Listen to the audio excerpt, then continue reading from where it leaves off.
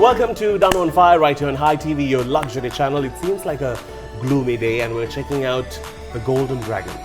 And it's at the Taj Samudra. With me, I have the most wanted man these days, Harin Fernando. Thank you so very much for giving your time. Absolutely a pleasure to have you.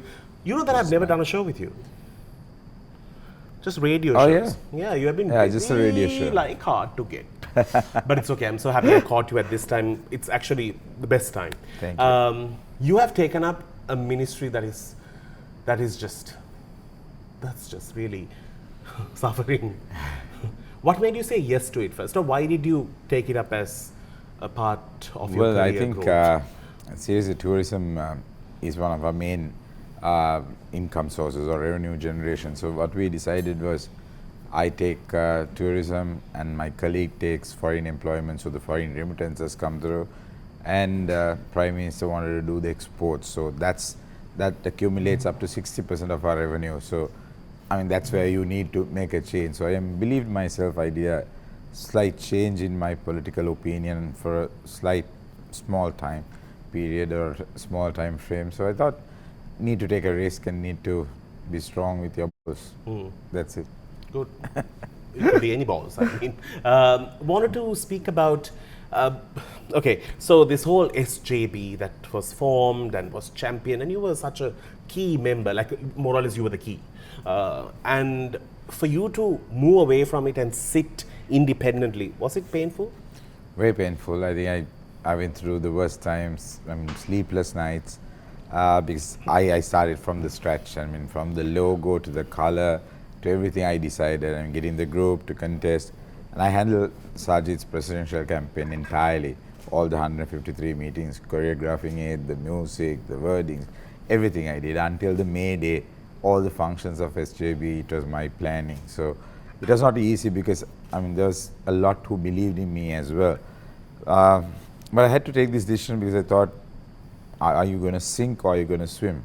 So I thought I'll swim out of this because it's against the tide. And I don't know, let's see, time will tell whether I took the right decision or not. But I thought it's rather better at this moment to take a challenge up because people are suffering.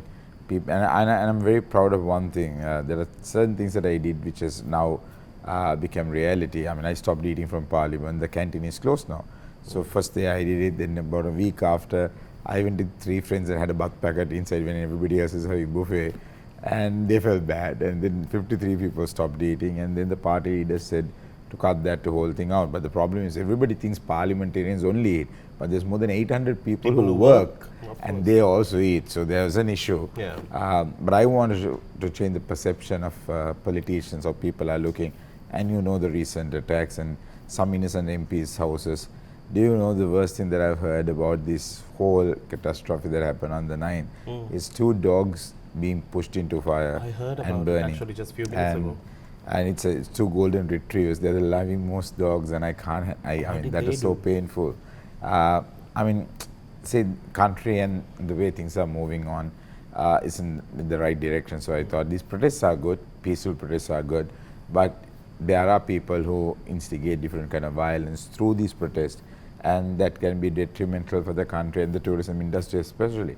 Many countries have put on travel warnings for us now. In one of the speeches, I still remember you said, it's sad that people don't want us. And that's embarrassing to be a politician and know that people don't want us. They don't even want us to come to Gota Gogama.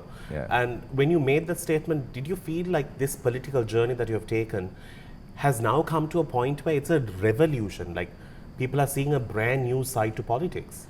Correct. And I think everything in a right way is fine. But as I said, if there are hidden agendas inside a protest, it's not going to work. I mean, if they are doing, I mean, I love the way Sri Lankans handled themselves yesterday and day before the cricket game. They were real true Sri Lankans. They were given no choice. I mean, and don't bring that, don't bring this, don't bring anything. No, what I'm saying is, I mean, sometimes we do protest. And I met 2 Indian celebrities inside this hotel Taj Samudra recently. And they were like, we were so scared when we had to come. We thought everything is burning. Because that happened only one day, but the negative news that has been going around the world has really hit us hard, really hit us hard. Because anyway, it has set a pace where Sri Lanka is struggling. Now, after 2019 bomb, I think Sri Lanka did pick up.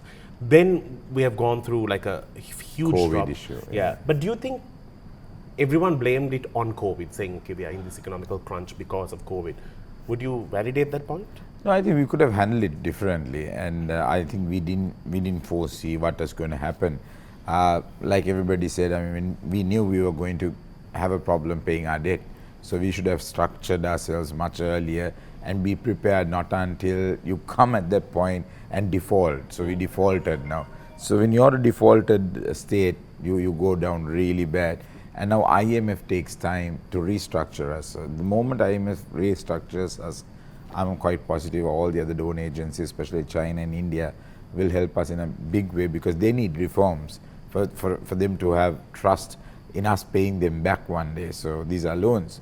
So I believe these are things that we'll have to change, and I'm quite positive. And I'm hopeful, hope for the best, and we can get this done. Okay. Well, I want you to also eat, because you seem very tired. His eyes look like they can do with like an 8-hour good dose of sleep. But anyways, while you eat, I really have one question that I have to ask you, but you can answer after the break.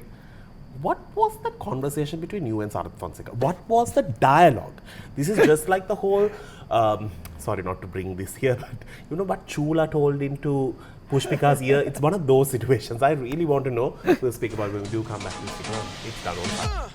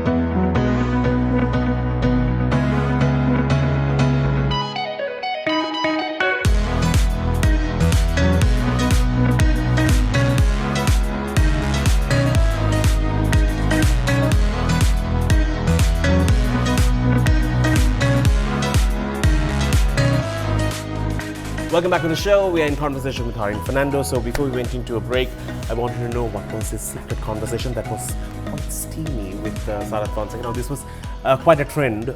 There were a few dubbing versions of it as well. So we want to know exactly what was that. So as I said, I walked from Kandy to Colombo all the way. I organized the entire thing. So I used to walk front and go back to make sure the whole lines are in order, so etc. It was a very tiring effort, and when I came to Colombo, the next day was this big rally. So I organized the entire thing, and I slept until 3 in the morning because police would have taken us by force because it was on the road. And so I had to stay to sort it out, and everything came out well. Everything was sorted, massive crowd. The agenda was set by the General Secretary of the party. But I know Harin Fernando had an issue with me because I was coming to the same district to contest from Vattala, and he comes from Kalaniya. So probably I think that was running through his head. But I always respected him, and I give people respect if they get respect from me, if they give me the same respect. So, however, he saw me walk in, he called me. Everybody was saying that thank you, Harin, for doing it, etc., etc. So he called me and said, let me see the agenda. So I showed him the agenda, and then the agenda was I speak before Sajid, he speaks before me. There's an agenda because we wanted to balance it out. There's about 15 speakers altogether. So he said, why do you put my name before you? I am number 2. I should speak before Sajid. I said, okay, if you want, say to the leader, he's right next to you. So I looked at him. And he said something, and he said, I'll sort it, I'll look into it. And when I was walking off, I said, bloody idiot or something. And then So he got really pissed off and he pulled me off my sarong, and luckily it didn't fall. Yeah, that's true. I was thinking that he really wanted it to fall, and so You never know, army. It's like a redda kadeno in front of minister. Yes. So I thought that was his thing. So I said, look, yeah, you may be a general, and I don't want to mention da. I said I don't care about it. I said I'm a politician. You're in the same party. Learn to respect. And I said so he didn't say anything, but I don't know. I think I went from A to E said with Very fast. everything that Yeah. was there, and I walked out. So that's what happened. That's what happened. Okay. So there you go, mystery solved. Something. This is the first question I wanted to ask, but I thought it might not be nice. Now, let's speak about tourism in Sri Lanka. Now, you have been given a task, and also, I don't know why we always have the chairperson who is in the tourist board sort of moves now. Kimali has left. So now we have a new person, or no? Yes, what happened with Kimali is there are 4 institutions, the Right. hotel school, the conference for the mice market, and then you have the regulatory body, the Tourist Development Authority, and the Promotional Bureau. Right. So she took control of all 4, Right. and she was the only person, and there were only officials running. But in the past, every institution had a chairman. So I think Kimali had done a good job. I would never say no, but she's too engrossed with everything, like taking it control, and she loved that whole subject. But I never asked her to leave. It's just the norm that when you have a new minister, it's regulation where you tender your resignation and the new minister reappoints, Appoints. because it has to be that. I think this was not communicated to her properly, and then she went a bit ballistic and then said certain things on the letter saying that she asked me for a meeting, which she never did. But now we have spoken about it. We have sorted our differences out. Currently, the guy who heads the promotional bureau is a marketeer who has been working for all the advertising agencies, almost everyone in Sri Lanka, and on the CEO capacity as well, at least in 4 organizations, multinational. So I thought we need a new guy who'll think new, out of the box. And see Sri Lanka as a product. As a product. So I always say that we sleep on a treasure, we have a treasure and we are just sleeping and we are begging in that treasure. We shouldn't be. There's so much more we can offer, as a country. So I think this is one of the biggest industries, and we have the infrastructure now, and there's a good news, I can say it today. Every restaurant that is registered under Sri Lanka Tourist Board gets a soft liquor license. That's how it happens in any country, in Bangkok or anywhere in the world. And so I think that's a great stride, and it'll really help people, and also the bureaucracies, because governments don't like, or the institutions don't like license being given, because they want to, and when the tourists are having, they will just, the excise will come and take over you, arrest you, and all the Suddhas will be looking at it and what the hell happened. Yes. They're having a beer and they'll be taken off. So these things had to stop. I think we had to really think new. In terms of tourism, I know Sri Lanka is such a beautiful country. I always wonder why. And throughout our school careers, I spoke about it. We have always learned that tea is good, tea is our main export. Then there's cinnamon and all of that. But none of that actually works for us. It's actually workers who go from Sri Lanka. Yes. And the other thing is tourism. Those are the 2 key points. Do you think, what is the first or like the immediate things that we can do to interact and bring these people here? You mean tourists? Yeah. Yeah. So what we're trying to do is, right now it's off season for us.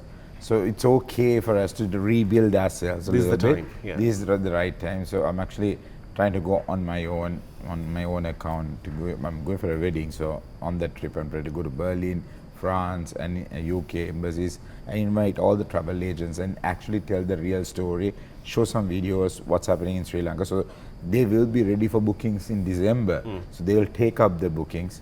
We're working with some airlines to offer super packages, and right now, since we are off season, our markets are India, Russia, and Eastern Europe and the Middle East. So I'm trying to do a small trip with Emirates and try to get a new package done with them. Turkish Airlines have come out with a fantastic package for all the Eastern Europeans. So that's how it works. And we have tried a big road show in India, starting from Chennai, Bangalore, Hyderabad, Mumbai, and then Delhi.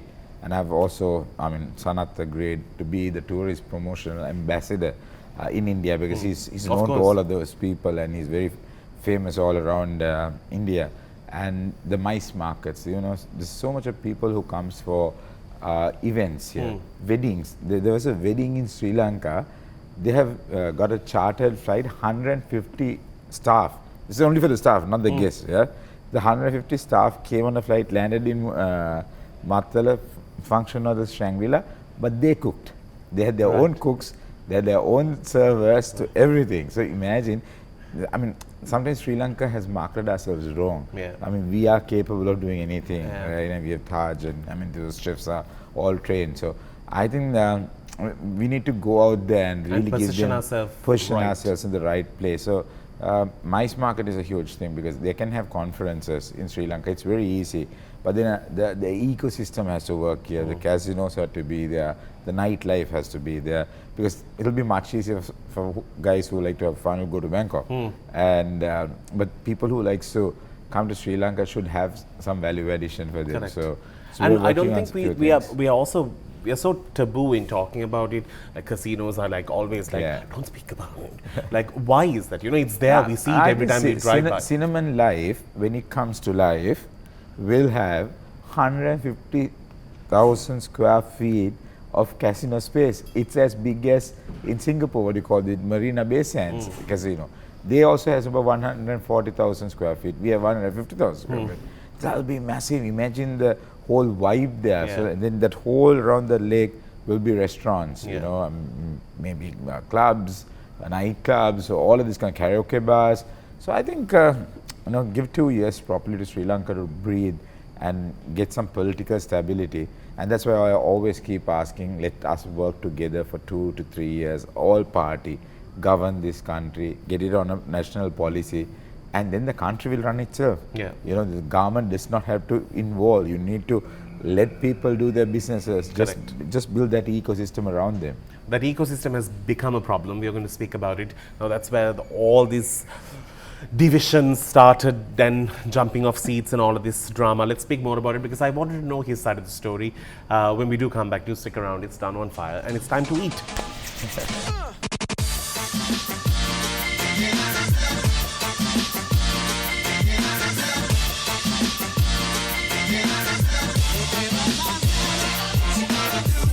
Our final segment, we're having fried ice cream. I just explained how it happens. I was good, right, in my explanation? Yes, very good. So brilliant. All right, we're checking out Golden Dragon. If you have not been here, please do come and check it out. The food is amazing. We are quite full, actually, while we're doing this show. Want to ask, now I've spoken about tourism, and I wish you all the very best. I know it's a big pill to bite, and I'm sure you'll be able to come through it. Now, I have to ask, there's this, yesterday, we had Ranil Go Home trending on Twitter. Now, this thing about who do you think could be Prime Minister if not for Ranil? Well, the first option was given to Sajid, and now South Fonseca says that he was also given that option. So it looks like everybody has got a call. But the first call came to the opposition leader. We fought with him for 5 days explaining why he should taking a risk. I always said risk return is profit or loss, but higher the risk, higher the profit. If you get the people out at this time, they will always be grateful to you for getting him out. So, we had these long discussions, continuous discussions, and he didn't. And on one day I said, I'm leaving. I said, I want to be independent because it is my conscience. And then he writes a letter to President saying that he'll accept it. But by that time, he had given a word, President has given a word to Ranil. So that's what happened. And then now Sajid criticizes that he didn't want to work with any Rajapaksas, but he sent a letter and asking for it to give a time to come and swear in. So, you don't need to pressure people, but leaders need to grab the opportunities when these kind of opportunities come. And I think with Ranil Wickremesinghe, his experience, he may not be the best man, but he was the right man at this time because we need international connections. When he called Boris Johnson, he and I was together, and I was like, wow, the work was Boris Johnson, just like that. And then so these kind of things, I believe, comes with a lot of experience, and I think he's handling this situation. I think this is the only chance. So I mean, not that because I'm supporting that camp, but I'm just saying give 3 to 4 months for us to stand up back again, and then we will evaluate whether it's successful or not, then go for the next step out of it. Because right now we are struggling to find 3 meals. I am telling you, Sri Lanka has less than $500 million at the moment in their account, but we need 1.8 billion. The hospitals will stop, theaters will stop doing surgeries, they do not have cotton wool. So understand the gravity of what we are doing, the consequences that we will face. And for me, I don't want to contest in a country that we have failed. So that's why I said even Sir failed, I can't let the country fail. So I believe this is an ideal time for everybody to come together, and I even today said this in Parliament. And do you think people are willing to come together, or are there political leaders who are stopping them, saying, don't, it's a risk, you might fail in your political career, this might be the last time? I mean, I keep hearing it all the time. I mean, I've gotten off social media, so I didn't want to hear the whole barrage of people. You're out of social media? How am I to tag you for this show? No, as in WhatsApp groups and right, etc. okay. Because Good. that really distracts me. So I thought looking at Ranil Wickremesinghe, I thought, how is he so cool? He doesn't use a phone. He doesn't use a phone. The guy comes and gives him a call. That's all he does. So he doesn't give a damn about his decision making, and he goes on his decision. We sometimes try to live for By people's everything. comments and what they accept us for. You don't have to be that. You have to be you. I mean, if before social media came around, we lived a different life. I mean, I was in that era. So, I mean, when I got out of school, we didn't have a mobile phone. Well, my kids have it now, so it's different. So, I mean, our lives were simple, and we did so many things that was much more meaningful then. But I want to ask you, if I have to ask you which party do you represent today, there is no answer to that. No, I said SEBI because I believe I own that party. A part of it is mine too. So I mean, decision making to getting campaigns out was all my planning, and I would say purely my planning, and very few supported around. But everything was revolving around what I decided. So for me, even though I left for a temporary period and Sajitha sacked me, funny thing happened recently. First day I went to Parliament. And when I was walking, the lift opened and Sajid was there, right face to face. I didn't know what to say.